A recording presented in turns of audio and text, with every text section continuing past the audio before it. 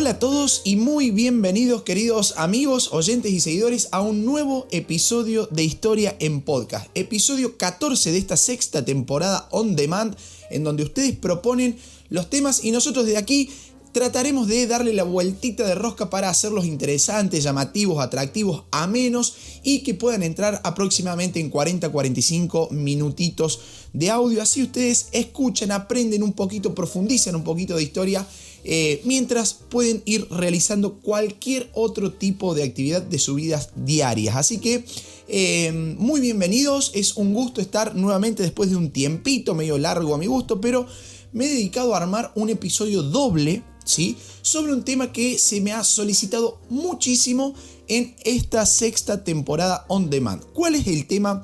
El tema matriz, vamos a decirlo así, va a ser la Revolución Francesa, ¿sí? Porque la hemos tratado en la primera temporada, ¿sí?, con esta lógica de Hobsbawm, ¿no?, del historiador de Eric Hobsbawm, en donde lo analizamos como un proceso de doble revolución, de revoluciones burguesas conjuntamente con la industrial, pero no hemos profundizado de lleno en lo que ha sido la Revolución Francesa, este hito en la historia política, social a nivel mundial, ¿no? Sobre todo a nivel occidente, vamos a decirlo así. Entonces digo, bueno, me voy a poner a armar un buen episodio de Revolución Francesa. ¿Y qué sucede? Sucede que cuando me meto a analizar en profundidad la Revolución Francesa, digo, bueno, no podemos hablar de Revolución Francesa si no hablamos previamente de lo que fue la Ilustración, ¿no? Entonces, digo, tenemos que meternos, en definitiva, en lo que va a ser el movimiento ideológico, filosófico, que va a llevar a la Revolución Francesa, ¿no? Así que en este episodio veremos justamente este tema, la Ilustración, la base teórica, el fundamento conceptual, teórico, filosófico, sobre el cual se asentó posteriormente en 1789 la Revolución Francesa, ¿no? O sea, tenemos que tratar de entender en este episodio, más allá de lo que fue la Ilustración en sí como proceso histórico, debe quedar en claro qué elementos intelectuales, qué bases filosóficas brindó la Ilustración para el posterior desarrollo de la Revolución Francesa, ¿ok? No sé si quedará claro, supongo que sí. Yo pregunto como si ustedes me fueran a responder del otro lado, digamos, ¿no? O quizás me responden, pero bueno. No, yo de este lado no. Imagino, digamos, esta es la magia del podcast.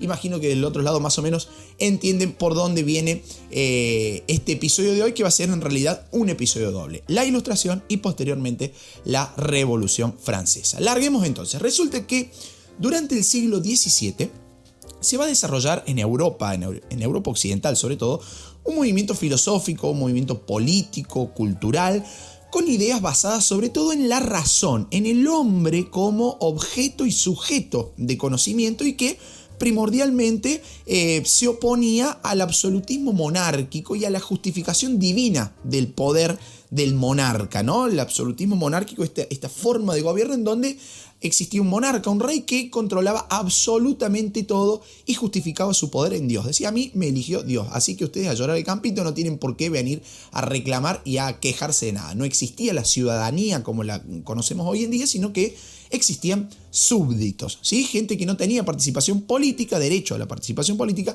y que además simplemente se dedicaban a obedecer las órdenes del monarca. Hay una sociedad muy estamentaria, si se quiere, con privilegios, con orden de privilegios, en donde va a estar, por ejemplo, la nobleza, este sector muy vinculado, muy cercano al rey, al monarca, que gozaba de ciertos privilegios. ¿Qué sucede? Los pensadores de la Ilustración sostenían la teoría que la difusión del conocimiento, ¿sí?, iba a llevar indudablemente, por decirlo así, al progreso. Se lo pensaba algo así, a la razón, ¿no? Se la pensaba algo así como un faro, ¿sí?, en donde la luz de la razón iba a iluminar al pueblo, a orientarlo, a guiarlo, y de ahí a que este proceso también se lo conociera como el iluminismo. Cuando se lo explico a mis alumnos a este tema, en secundaria, a mis estudiantes, suelo contar el origen del foquito. ¿Vieron en los dibujos animados cuando a alguien se le ocurre una idea? Enseguida se le prende la lamparita, decimos nosotros, ¿no? Se le prende un foquito de luz en la cabeza. Esa es la idea de la iluminación, del iluminismo, de la ilustración, ¿sí? Arrojar luz en una pieza que está a oscuras. Ahora, ¿qué pasaba ahí adentro? Es lo que vamos a develar en este episodio, ¿sí? Vamos a iniciar desde los orígenes, desde dónde podemos rastrear el origen del pensamiento ilustrado, del pensamiento de la ilustración, del iluminismo. Resulta que las bases del pensamiento ilustrado pueden hallarse en los avances de la ciencia, sobre todo de las ciencias físico-matemáticas, durante el proceso de revolución científica que se llevó a cabo durante el siglo XVII. Resulta que para esas épocas algunos científicos habían empezado a buscar leyes que explicasen los fenómenos naturales y a partir de ahí comenzaron a generar explicaciones bastante coherentes, la verdad, y más que coherentes eran explicaciones sistemáticas para diversos hechos, ¿no? Y justamente esto permitió ampliar la información sobre el mundo conocido. Acá se van a destacar científicos como Newton, como Galileo Galilei, como Nicolás Copérnico, los cuales fueron tipos que llegaron a marcar un impacto profundo en la sociedad de la época. De hecho, muchos pensadores decidieron tomar el modelo de estos científicos para organizar los conocimientos y las investigaciones sobre disciplinas humanísticas, ¿no? Como la economía, el derecho, la política, obviamente la filosofía y también la historia. Entonces, mediante esta formulación de leyes y de regularidades, podemos decir, asumieron la tarea de darle sentido a lo que era una realidad bastante conflictiva y compleja en esos años, ¿no? En este aspecto, John Locke fue uno de los primeros autores que buscó desarrollar una teoría explicativa de los temas sociales partiendo de un método racional, basado en las denominadas ciencias duras, como la física, la matemática, la química. De hecho, nosotros aquí en Historia en Podcast algo hemos hablado de Locke y de sus aportes en la Revolución Gloriosa de 1688 en Inglaterra, ya que sus ideas fueron el principal foco de interés y los justificativos para el accionar de esos rebeldes parlamentarios ingleses, ¿no? Si no escucharon ese capítulo que es de esta sexta temporada, se los recomiendo porque es una revolución muy poco desarrollada en la historia escolar, digamos, ¿sí? La revolución inglesa, la República Cromwelliana en Inglaterra, esa Glorious Revolution del año 1688. Se los recomiendo si no lo han escuchado todavía. Pero bueno, la ilustración, volviendo un poquito, la ilustración como movimiento filosófico puro va a tener su principal epicentro en Francia, lugar en donde nace el iluminismo, este que hablábamos recién, ¿no? Al comienzo de este episodio. El iluminismo surgió en Francia en el siglo XVIII, en una época en donde, ¿cómo puedo decir? En donde criticar el orden social, el orden político, económico, ese orden establecido, era penado. Si vos criticabas ese denominado antiguo régimen, eras perseguido y castigado severamente, ¿no? No se podía cuestionar. Esto que le decía recién, eran súbditos, se dedicaban a obedecer. La población de esos momentos eran súbditos, no eran ciudadanos, no tenían participación política, no tenían derecho a la participación política. Pero dije una palabrita muy importante, el antiguo régimen. ¿Qué era el antiguo régimen? Socialmente, el antiguo régimen era una estructura organizada jerárquicamente, es decir, con jerarquías, con niveles de poder, con orden de privilegios. Obviamente, en el primer lugar de privilegios se encontraba la nobleza, el sector que disfrutaba del poder, de las tierras, del prestigio, de la cercanía al monarca, al rey. El resto de la sociedad carecía no solo de privilegios, sino también de participación política. No tenían voz, ni mucho menos voto, ¿no? Eran súbditos de un rey, obedecían y nada más. Esto que vengo diciendo desde hace ya un ratito. Ahora, políticamente, el antiguo régimen se organizaba en una monarquía absolutista, en donde el rey y la nobleza concentraban la totalidad del poder, mientras que otros sectores como los campesinos, la plebe urbana y los burgueses, este sector dedicado al comercio en los burgos, ¿no? En esas ciudades tardomedievales que poco a poco iban acumulando dinero, capital, ¿no? Esos sectores no tenían ningún tipo de representación política. Y van a ser justamente estos burgueses los que llevan la lanza de la ilustración y le van a golpear la puerta al rey y decir, che, ¿cuándo me toca gobernar a mí, digamos, ¿no? Y el rey se va a escudar, no, a mí me eligió Dios. Entonces, estoy siendo muy lineal en la explicación, ¿no? Muy básico, pero más o menos como para que se entiendan, teniendo en cuenta que me escucha gente de todas las edades, ¿no? Entonces digo, cuando los burgueses van a golpear la puerta al rey y le dicen, che, quiero gobernar yo, el rey va a decir, no es tu turno porque a mí me eligió Dios y aparte gozo de estos privilegios jerárquicos, ¿sí? Estos privilegios de nobleza que me otorga el antiguo régimen, ¿no? Entonces, cero participación política. Todo esto sumado a un retroceso económico en Francia en comparación, por ejemplo, a Inglaterra, que estaba empezando a despegar con su famosa revolución industrial, va a llevar a que los franceses, fundamentalmente los intelectuales franceses, reflexionaran sobre los motivos que generaban ese contexto político, social y económico denominado antiguo régimen. ¿Qué hicieron los tipos? Vieron que todo tenía una explicación religiosa, todo empezaba y terminaba en Dios. Entonces dijeron, acá es necesario hacer un cambio de paradigma. Esto no puede seguir pasando. Y postularon que la razón humana era esa fuerza poderosa y omnipresente que debía ser en realidad considerada como el centro de todas las preocupaciones y el centro también de todas las explicaciones del mundo. La razón para los iluministas franceses, para los ilustrados franceses, la razón era la herramienta fundamental para conocer, interpretar y también transformar la realidad. De hecho, en este contexto surgió el concepto de Edad Media, por ejemplo, una etapa oscura de penumbras en donde todo se explicaba en la creencia, en la fe, en la religión. Ante ese escenario, ante este panorama, era necesario arrojar luz, ¿no? Conocer, saber.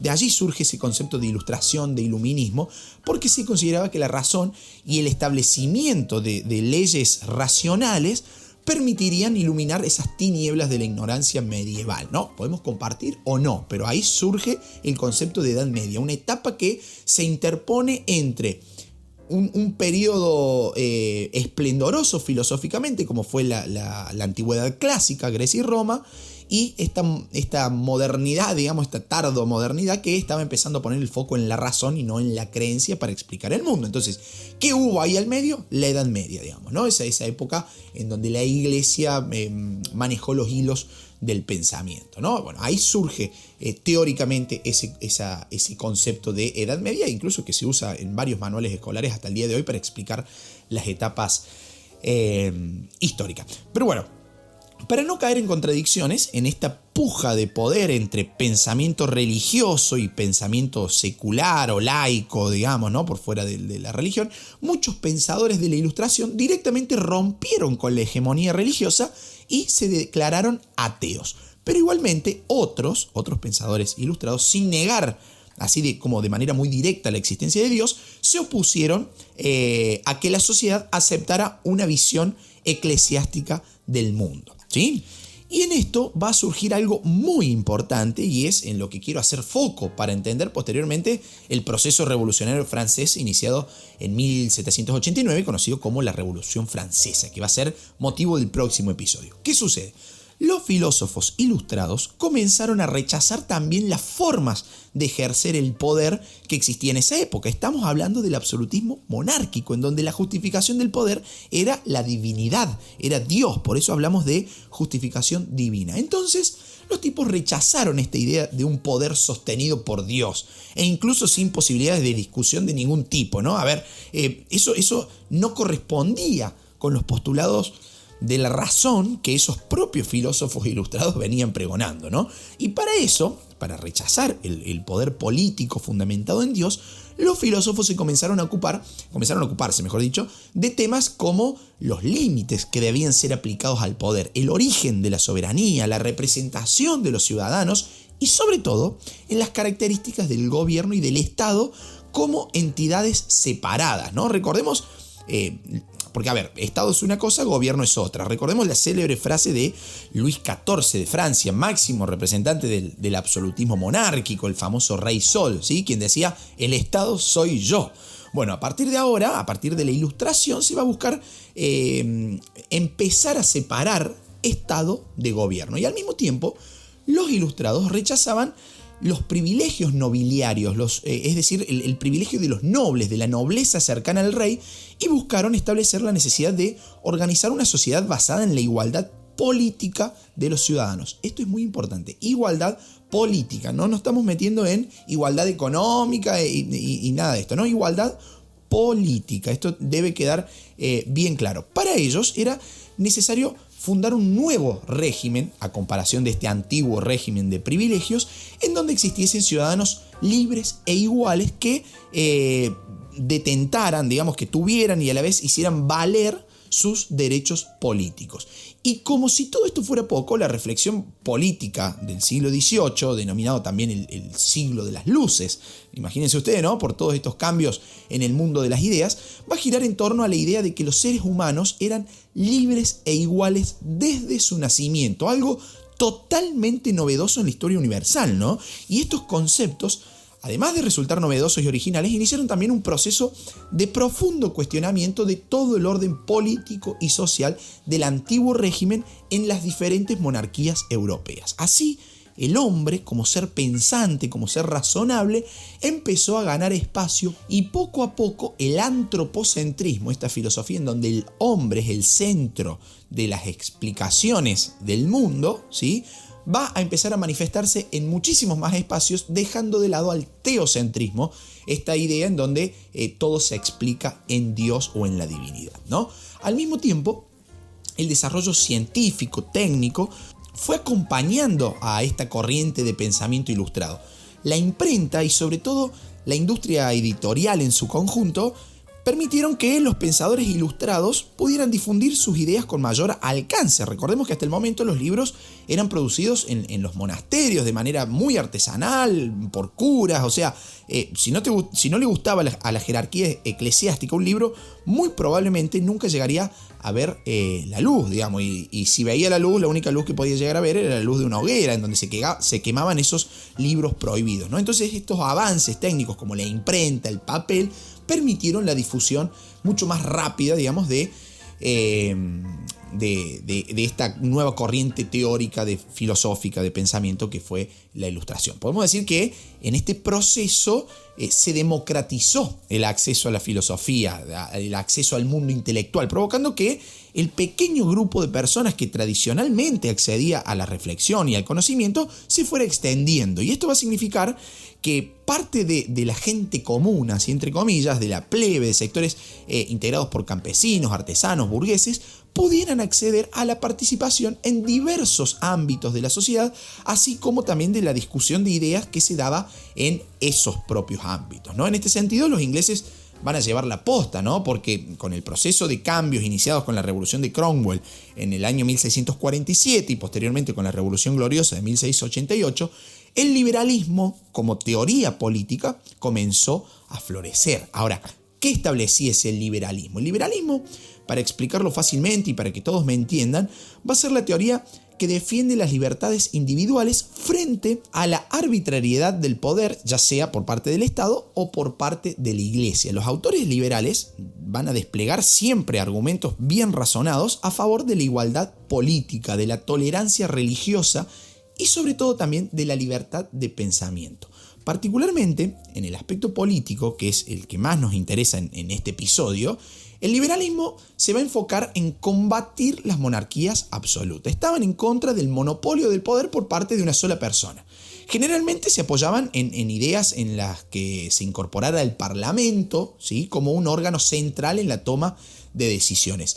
Y uno de los mayores exponentes en este sentido, ¿sí?, fue Voltaire. Voltaire, este gran pensador, difusor y defensor del liberalismo, ¿no?, que increíblemente, siendo opositor al autoritarismo monárquico, logró captar la atención de varios reyes, de varios monarcas, como por ejemplo Catalina II de Rusia, Federico II de Prusia, quienes lo convocaron incluso en varias ocasiones a sus cortes. Y acá surge algo nuevo, algo novedoso, algo interesante para analizar, que lo voy a mencionar así, digamos, como vuelo de pájaro, como siempre digo. A esos monarcas que se hicieron eco de alguna de las ideas de la Ilustración o del Iluminismo, fueron los representantes del denominado despotismo ilustrado.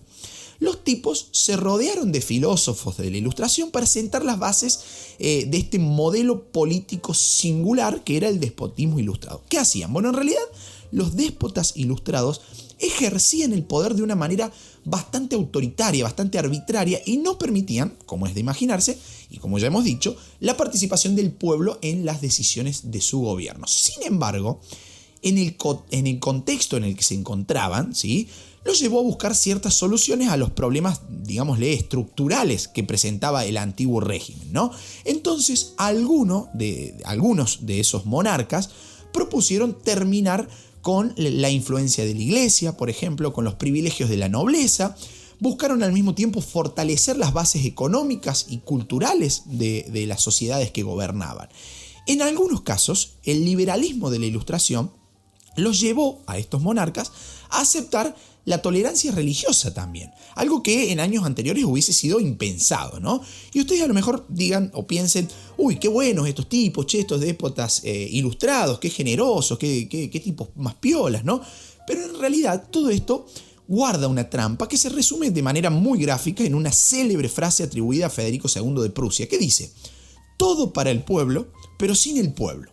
¿Qué sucede? ¿Qué significa esto? Sucede que muchas de esas medidas tomadas por los déspotas ilustrados que beneficiaban a sectores no privilegiados, como los campesinos, por ejemplo, en realidad no incluían a esos grupos en la toma de decisiones y en la participación política. Las medidas, digamos, seguían siendo decididas e implementadas únicamente por los monarcas. La participación política seguía vedada, por más que se beneficiaran en algunos aspectos a esos sectores menos privilegiados. Entonces, no, esta frase atribuida a Federico II de Prusia: todo para el pueblo, pero sin el pueblo. O sea, decidimos por ellos, pero no los dejamos participar de política. Pero bueno, más allá del despotismo ilustrado, van a aparecer también conjuntamente dos corrientes teóricas que ponen el foco en el hombre como centro de todas las explicaciones y van a hacer principal hincapié en la forma en la que el hombre aprende o llega al conocimiento. ¿Cuáles fueron esas dos corrientes? El racionalismo y el empirismo. Allí vamos a encontrar a pensadores como Bacon, como Kant, que ponen en la experiencia humana y en la razón el eje central mediante el cual el hombre llega al conocimiento. Y a decir verdad, va a ser un campo en donde nuevamente la Iglesia vuelve a perder poder, ya que el conocimiento deja de ser propiedad exclusiva de los sectores eclesiásticos y pasa a estar más democratizado, si se quiere, ¿no? Y en ese contexto va a aparecer también la idea de soberanía popular, que se expresó de diferentes maneras, pero que va a tener su origen en la idea del contrato social, con pensadores como John Locke, como Jean-Jacques Rousseau, como Thomas Hobbes, tipos que van a estar a la cabeza de esta teoría, que defendía la postura de la existencia de un contrato entre todos los actores sociales para delegar su poder en otra figura. Entonces, de esa forma, el poder de los gobernantes ya no provenía de Dios, sino que surgía de la voluntad popular. E incluso se va a proponer también que la autoridad del gobierno sea medida o controlada mediante la división de poderes, idea que le perteneció a Montesquieu, por ejemplo, ¿sí? Que, a ver, todo dicho así parece teoría dura, pero en la práctica significó el comienzo del fin del absolutismo monárquico. Los reyes, a partir de entonces, no tuvieron en dónde justificar todo el poder que tenían. Estaban siendo rodeados y no tenían escapatoria. Faltaba, digamos así, la gota que rebalsara el vaso, pero a eso llegaremos, digamos, un poquito más adelante en el próximo episodio, cuando hablemos de la Revolución Francesa per se, digamos, ¿no? en sí. Volviendo a los pensadores, las ideas expresadas y defendidas por Rousseau fueron en realidad las verdaderas inspiradoras de los cambios que sucederían posteriormente en Francia. Y tanta relevancia tuvo su obra, un ensayo particularmente llamado Discurso sobre las ciencias y las artes, que le otorgó a Rousseau un gran reconocimiento entre sus contemporáneos, digamos, pero alcanzaría la fama máxima con el célebre libro titulado El Contrato Social en el año 1762, en donde establece toda su teoría más pura y más dura, digamos, ¿no? Proponiendo directamente un nuevo régimen político desde la base, en donde la justificación del poder sea la soberanía popular y no la soberanía divina. Y tan importante fue su obra que terminó siendo invitado para escribir en la máxima expresión del pensamiento ilustrado de la Francia de esa época, que va a ser la enciclopedia. ¿Pero qué fue la enciclopedia?